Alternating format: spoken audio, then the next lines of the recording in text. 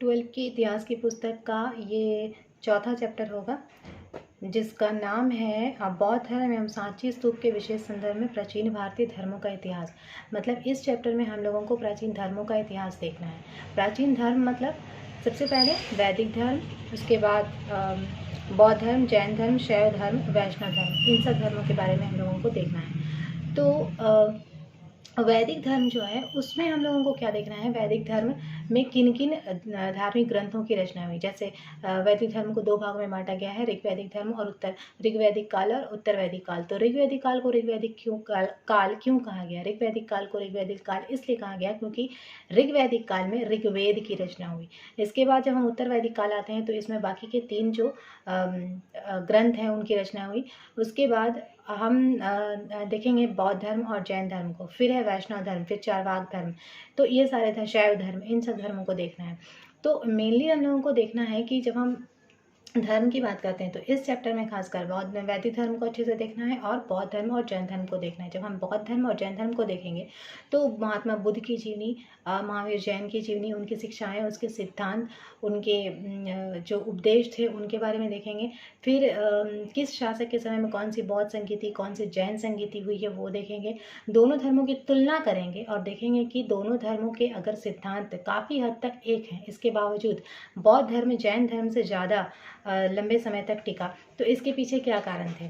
बहुत सारे कारण होंगे। हम कुछ कारण होंगे कि बौद्ध धर्म को जैन धर्म की अपेक्षा ज़्यादा शासकों का समर्थन मिला, ज़्यादा शासकों ने उसके प्रचार प्रसार के लिए सहायता दी, फिर प्रयास किए, ये कारण रहेगा। फिर बौद्ध धर्म और जैन धर्म की जब हम बात करें तो दोनों के सिद्धांतों में काफ़ी हद तक हमें ये देखने को मिलेगा कि बौद्ध धर्म के जो सिद्धांत है वो जैन धर्म के सिद्धांतों की अपेक्षा कुछ उसमें सॉफ्टनेस देखने को मिलता है। जैसे दोनों ही धर्मों में अहिंसा को प्रमुख स्थान दिया गया है, लेकिन इस अहिंसा का जितनी दृढ़ता के साथ जैन धर्म में पालन किया गया उतनी दृढ़ता हमें बौद्ध धर्म में देखने को नहीं मिलती है। मतलब बौद्ध धर्म अहिंसा को तो पालन कर रहा है लेकिन इसमें काफ़ी वो उदार रहा है, इसलिए भी बौद्ध धर्म जैन धर्म की अपेक्षा ज़्यादा लंबे समय तक टिक सका। और बौद्ध धर्म न सिर्फ भारत में बल्कि विदेशों में भी कई देशों में राजधर्म घोषित किया गया और बहुत ज़्यादा प्रसिद्ध रहा। इसके अलावा हम ये भी देखेंगे कि बौद्ध धर्म में बहुत ज़्यादा शासकों ने इस धर्म को अपनाया है, इस धर्म को राजधर्म बनाया है, इस धर्म के प्रचार प्रसार के लिए प्रयास किए हैं, ये है। तो इसके साथ ही हम, चूँकि यहाँ पे सांची के स्तूप की भी चर्चा की हुई है, तो चूँकि बौद्ध धर्म जो है उसमें बुद्ध के अवशेषों को रख कर उसका स्तूप का निर्माण किया गया। तो कहाँ पर कौन सा स्तूप है और स्तूप की बनावट क्या है, स्तूप के कौन कौन से मुख्य पार्ट हैं, वो हम लोग देखेंगे। तो अभी हम लोग स्टार्ट करते हैं वैदिक धर्म से। तो जैसे कि मैंने बताया कि वैदिक धर्म वैदिक काल से रिलेट करके हम लोग उसको देखेंगे कि वैदिक धर्म को 2 भागों में बांटा गया है, ऋग्वैदिक धर्म और उत्तर वैदिक धर्म। तो ऋग्वैदिक धर्म में कौन कौन से देवता थे और वो किसके देवता थे। जैसे ऋग्वैदिक धर्म में यहाँ पे पृथ्वी के देवता, अंतरिक्ष के देवता और आकाश के देवता ये कहा गया है। इसमें जो मुख्य देवता होगा वो इंद्र होगा। लेकिन जब हम लोग उत्तर वैदिक धर्म में जाएंगे तो वहाँ पर देवताओं के जो नाम हैं और देवताओं की जो स्थितियाँ हैं, उनकी शक्तियाँ हैं, वो सब बदल जाएंगे, वो हम लोग देखेंगे। तो और इससे आप लोगों को कुछ ऑब्जेक्टिव्स बहुत ज़्यादा पूछेगा, तो इससे नोट्स बना लेना। मैं आप लोगों को टेक्स्ट बुक में करके दिखाऊंगी और उसके बाद अच्छे से इसका नोट्स बनाना, ठीक है। चलिए टेक्स्ट बुक में आते हैं। सबसे पहले हम लोग बात करेंगे वैदिक धर्म की। वैदिक धर्म को 2 भागों में बांटकर उसका अध्ययन करेंगे, ऋग्वैदिक धर्म और उत्तर वैदिक धर्म। ऋग्वैदिक काल का जो टाइमिंग है वो है 1500 ईसा पूर्व से लेकर 1000 ईसा पूर्व के बीच। इस काल में ऋग्वेद की रचना हुई। इसी आधार पर इस काल को ऋग्वैदिक काल के नाम से जाना गया। इस काल में जो देवता थे वो प्राकृतिक तत्वों के प्रतीक थे। 3 श्रेणियों में इनको रखा गया है। पृथ्वीवासी देवता, जिसमें पृथ्वी, अग्नि, सोम और बृहस्पति आएंगे।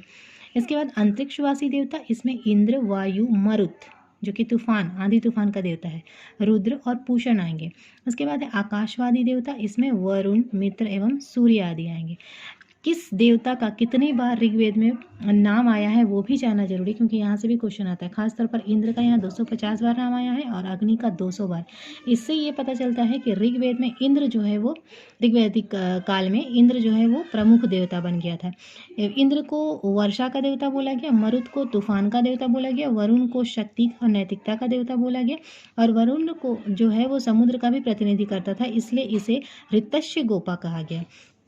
ऋग्वेद में जो ऋग्वेद की रचना हुई है ऋग्वेदिक काल में, उस ऋग्वेद में 1028 सूक्त हैं और 10,500 मंत्र हैं, यह 10 मंडलों में विभक्त है।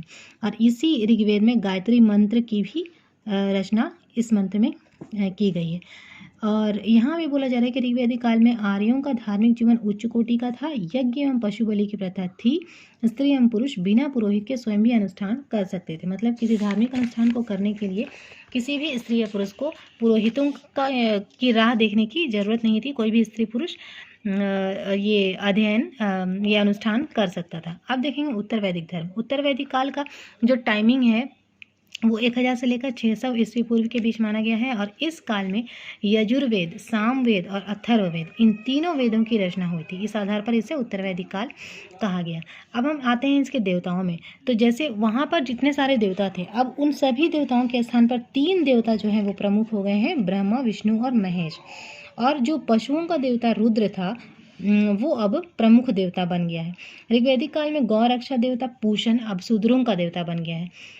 और ऋग्वैदिक काल की तुलना उत्तर वैदिक काल में यज्ञ और कर्म कांडों में जटिलता आ गई। मतलब जैसे कि मैंने पहले बताया कि उसमें यज्ञ कोई भी व्यक्ति कर सकता था, उसके लिए पुरोहित को बुलाना आवश्यक नहीं था। लेकिन ऋग्वैदिक काल में धर्म काफ़ी जटिल हो गया है, इसीलिए अब अगर अनुष्ठान भी करवाना होगा तो पुरोहितों का होना आवश्यक हो जाएगा। इसमें कर्मकांड भी बहुत ज़्यादा बढ़ गए हैं। जैसे कि अगर किसी तरह का यज्ञ कराना है तो उसमें बहुत सारा धन लगेगा, बहुत सारे पशुओं की बलि दी जाएगी, बहुत सारे कर्मकांड, बहुत सारे आडंबर इसमें आएंगे। तो इसीलिए इस आधार पर कहा गया है कि ऋग्वैदिक काल की तुलना में उत्तर वैदिक काल जो है वो बहुत ज़्यादा जटिल हो गया है। अब हम ये सभी वेदों, जो ये 3 वेदों की रचना हुई है, सामवेद, यजुर्वेद और अथर्ववेद, इनके बारे में देखेंगे। यजुर्वेद किससे संबंधित है? यजुर्वेद मंत्रों का संग्रह है। मतलब यजुर्वेद में सिर्फ मंत्र हैं, इसमें यज्ञ और हवन के संबंधित नियम बताए गए हैं। सामवेद में क्या है? सामवेद में गाए जाने वाले मंत्रों का संग्रह, मतलब संगीत। और अथर्ववेद में क्या है? अथर्ववेद में तंत्र, मंत्र, जादू टोना और आयुर्वेद, औषधियों के द्वारा उपचार, इन बातों का जिक्र है। अब हम देखेंगे कि ये जितने भी वेद हैं, इन सभी वेदों के कुछ ब्राह्मण ग्रंथ होंगे, कुछ आरण्यक होंगे। ये सभी तीनों वेदों के अलावा इसमें हम ब्राह्मण ग्रंथ है, आरण्यक है, उपनिषद और वेदांग को भी इसमें पढ़ेंगे। अब ब्राह्मण क्या है? तो ब्राह्मण ग्रंथों में वेद ग्रंथों के अर्थ और सार की टीकाएं मिलती हैं। प्रत्येक वेद के उपवेद और ब्राह्मण ग्रंथ होंगे। मतलब जो सामवेद है, अथर्ववेद है, यजुर्वेद है, इन सभी वेदों के आपको उपवेद और ब्राह्मण ग्रंथ मिलेंगे। ये वाला कॉलम इसको नोट करना है कॉपी में। ऋग्वेद का उपवेद होगा आयुर्वेद, इसका ब्राह्मण ग्रंथ होगा ऐत्रेय और कौशिकी। यजुर्वेद का उपवेद होगा धनुर्वेद, इसका ब्राह्मण ग्रंथ होगा शतपथ और वार्ष्णेय। सामवेद, इसका उपवेद होगा गंधर्ववेद और इसका ब्राह्मण ग्रंथ होगा तांडेय और पंचविश। अथर्ववेद, इसका उपवेद होगा शिल्पवेद और इसका ब्राह्मण ग्रंथ होगा गोपथ ब्राह्मण। अब हम आते हैं आरण्यक। आरण्यक क्या है? आरण्यक यानी वन में इसका अध्ययन किया गया, वन में बैठकर, गुरु के समीप बैठकर अध्ययन करना। तो इसमें कर्मकांडों की अपेक्षा आध्यात्मिक रहस्यों का विवेचन किया गया है। उपनिषद क्या है? वैदिक साहित्य का अंतिम भाग होने के कारण इसको वेदांत भी कहा गया है। वेदांत के 6 अंग हैं जो हम लोग आगे पढ़ेंगे। आध्यात्मिक विद्या की ये श्रेष्ठ ग्रंथ है। जिस रहस्य विद्या का ज्ञान गुरु के समीप बैठकर प्राप्त किया जाता है उसे उपनिषद कहते हैं। मधुसूदन सरस्वती ने एक श्लोक में कहा है कि सभी उपनिषद गाय हैं, दुहने वाले कृष्ण हैं, अर्जुन बछड़ा है, सुधीजन यानी ज्ञानी उस दूध का पान करते हैं और दूध गीता रूपी महान अमृत है। अब देखेंगे जैसे कि मैंने बताया कि वेदांग 6 हैं, वो क्या क्या है? शिक्षा, कल्प, व्याकरण, निरुक्त, छंद और ज्योतिष। इसके 6 अंग होंगे। अब षष्ठ दर्शन यानी 6 दार्शनिक परंपराएं क्या है? देखिए, कपिल का सांख्य दर्शन, ये भी इंपॉर्टेंट है। पतंजलि का योग दर्शन, गौतम का न्याय दर्शन, कनाद का वैशेषिकीय दर्शन, जैमिनी की पूर्व मीमांसा और व्यास की उत्तर मीमांसा। यहाँ से जो क्वेश्चन कैसे पूछेगा, जैसे बोल देगा कि कपिल का क्या है तो कपिल का दर्शन सांख्य दर्शन है, पतंजलि का क्या है, पतंजलि का योग दर्शन है, गौतम का क्या है, गौतम का न्याय दर्शन है, ये सब पूछेगा। तो ये तो हुए षष्ठ दर्शन के बारे में। अब हम आते हैं पुराण में। सबको पता है कि पुराणों की संख्या कितनी है? 18।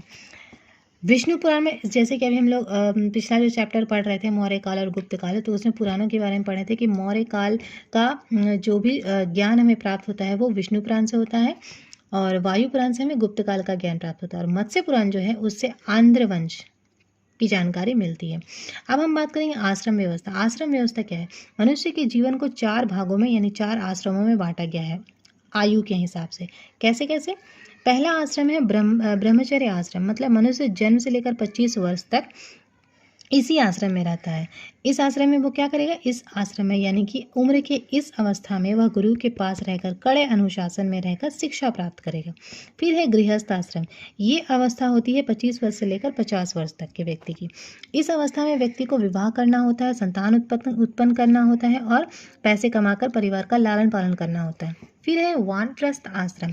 ये है 50 से लेकर 75 वर्ष की आयु के बीच की अवस्था। इस अवस्था में व्यक्ति जो है वो अपना घर परिवार छोड़कर वनों में जाकर आध्यात्मिक दर्शन की शिक्षा ग्रहण करता है। लास्ट है संन्यास आश्रम। इसमें क्या होता है? इसमें जीवन के अंतिम समय यानी कि 75 वर्ष से लेकर 100 वर्ष तक की अवस्था में व्यक्ति को संन्यास आश्रम में रहना पड़ता है। और अब वह क्या करेगा? सभी संबंधों को त्याग कर वन में जाकर तप करेगा। तो ये हुआ आपका आश्रम। इस वीडियो में हम लोग इतना ही रखेंगे। नेक्स्ट वीडियो में हम लोग बौद्ध धर्म और जैन धर्म के बारे में देखेंगे। धन्यवाद।